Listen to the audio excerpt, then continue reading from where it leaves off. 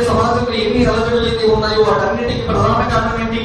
మీరు వేరు మేము వేరండి అనే భావన అనే స్వార్థం ప్రతి వారి హృదయంలో వచ్చింది. కాబట్టి ఈ సమాజం శాంతి సమాజం అవ్వాలి అంటే, ప్రశాంతమైనటువంటి సమాజం కావాలి అంటే మొట్టమొదటి పునాది ఏమిటంటే ప్రతి మనిషిలోనూ మనంతా ఒక్కటే, మనందరి సృష్టికర్త ఒక్కటే అన్న భావన ఆచరణాత్మకంగా ఉండాలి.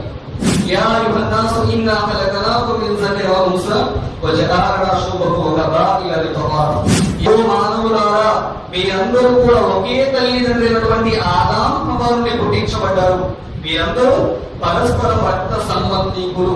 ఎప్పుడైతే మన సమాజంలో మనమంతా ఒక్కటేనండి, మనమందరూ కూడా ఒకే తల్లిదండ్రి సంతానం, మనమందరూ కూడా అన్నదమ్ములు అన్న భావన ప్రతి వారి హృదయంలో వస్తుందో సమాజంలో భేదభావాలు అసమానతలు దూరమైపోయి శాంతి సమాజం